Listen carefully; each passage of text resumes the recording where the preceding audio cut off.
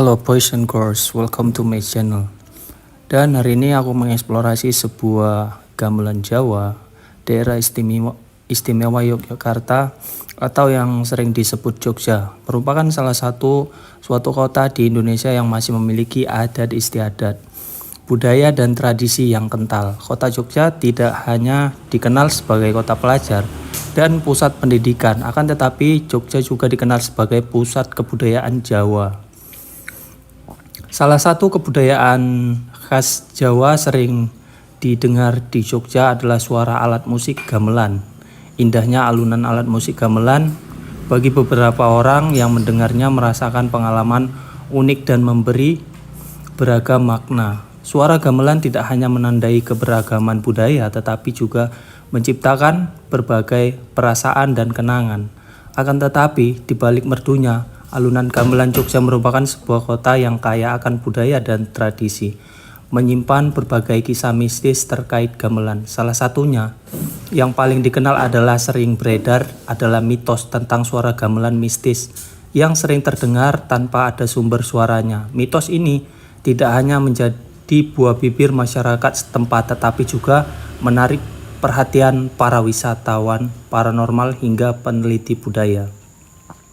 Beredarnya cerita suara gamelan mistis ini juga banyak dialami oleh perantau di Jogja yang mendengar suara gamelan misterius pada malam hari, terlebih pada tengah malam. Kabarnya suara gamelan mistis di Jogja diyakini berasal dari beberapa lokasi yang dianggap keramat atau memiliki nilai historis tinggi.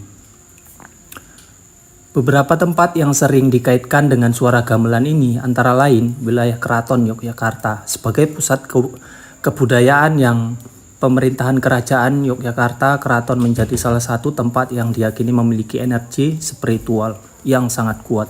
Suara gamelan mistis yang terdengar di sekitar keraton pada malam tentu sering dikaitkan dengan upacara atau ritual kerajaan yang masih dilakukan secara tertutup, yaitu Taman Sari. Taman Sari merupakan salah satu bangunan bersejarah di Jogja yang diyakini sebagai bekas pemandian air panas para raja Yogyakarta, juga dikenal sebagai tempat yang sering terdengar suara gamelan misterius. Men sama bunyinya, boleh tak coba enggak ya? Wah, bunyinya kayak gitu men. Kalau yang ini, wah bunyinya kayak gitu men. Cakep. Kalau yang ini, wah agak suaranya agak turun ya. Wah ini agak lumayan ini. Wah ini enak. Jadi itu ini alat tradisi Jawa ya men. Sama seperti aku bilang tadi, memang pada aslinya tradisi Jawa kuno. Kalau dibilang Jawa Sewu ya. Deretan pantai Parangpritis dan Parangkusumo, pantai terkenal dengan kisah-kisah mistisnya, termasuk hubungan erat dengan Ratu Pantai Selatan yaitu Nyi Roro Kidul. Suara gamelan yang terdengar di malam hari di sekitar pantai seringkali dianggap sebagai tanda kehadiran Sang Ratu Kidul atau sebagai bagian dari alam gaib yang menghuni wilayah pantai selatan. Oke men, itu sekarang kita lagi eksplorasi. Alright, check it out. Emang buat apa toh? Jadi itu penampakan gamelan ini seperti ini men. Ya mungkin segini saja ya men di video kali ini men. Aku gak bisa video banyak, lagian ini kan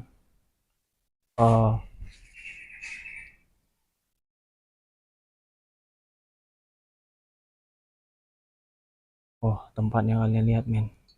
Aku pengen ke sana dulu ah. Aku pengen ke dapur men. Dan di sini ada daftar pemilihan sementara DPS ya. DPS apa ini? Dewan Perwakilan apa? Bupati men, tahun 2024 ya. Ya, selamat ya buat para pemilu yang lolos di tahun ini ya. Dari kepala desa, bupati, gubernur, dan seluruh wakilnya. Oke, dan aku mengeksplorasi tempat ini men. Ini bukan tempat terbengkalai men. Tapi kebetulan aku lewat dan aku melihat satu kubah masjid yang cantik di sana, men. Nah, aku langsung explore aja ya. Setidaknya aku izin, men, ya. Ini buat kalian yang mau follow nih ya. Follow ini akun Facebooknya. Ini YouTube-nya ada juga loh, men. Dan ini ada juga ini. Oke. Terus ini tempat apa? Oh, ini gudang, men. Dan di sana nggak ada ya, men, kosong ya. Dan aku mau ngeliat kamar mandinya. Maaf, bukan toilet umum. Berarti nggak boleh sembarang orang yang apa ya, men. Ini ada kamar mandinya, men. Halo, excuse me. Wah, dilarang merokok, men, karena nggak ada blower di atas. Kalau ada blower di atas mungkin bisa merokok ya. Tapi ya, don't know, men. Dan ini terkunci, men. Oke, kita buka dulu, men. Apakah ada orang? Halo. Ternyata nggak ada orang, men. Kosong. Tak tutup lagi, men. Oke, inilah lokasi explore pertama aku, men. Dan di belakang, di belakang ternyata nggak terlalu semak sih, men, menurut aku. Tapi di sini kayaknya ada bangunan kosong loh, men. Aku penasaran juga, men. Nanti tak intip nggak tahu bisa lokasi buat explore kan. Oh, ini ada tutupannya ya. Ini buat apa ini? Buat tiang, men. Nggak tahu tiang apa ya. Aku mau tampil foto dulu nanti lo, men. Tapi aku serasa kayak ini tempatnya tuh kayaknya tenang gitu ya, kayak tempatnya nyaman gitu, men. Tuh, kalian ada yang lihat sesuatu nggak, men? Kayak di sini kayak ada apa tadi, aku ngeliat kayak ada kucing atau macan gitu loh lari, men, ke sana.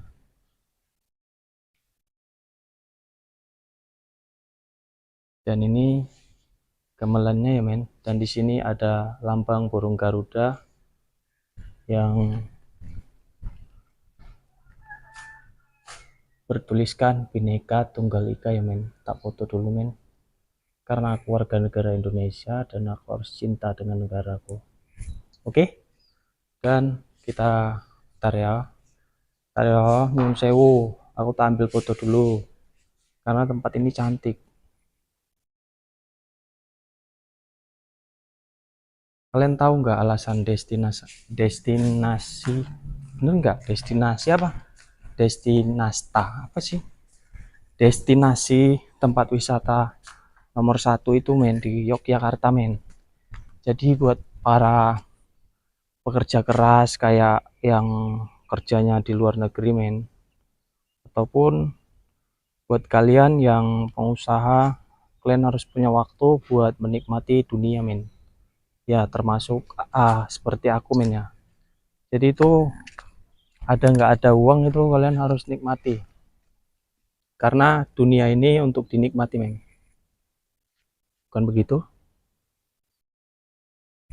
Oke, aku tertuju pada satu masjid ini, men. Masjidnya cantik banget loh, men. Ya, kita ambil dari sini aja, men.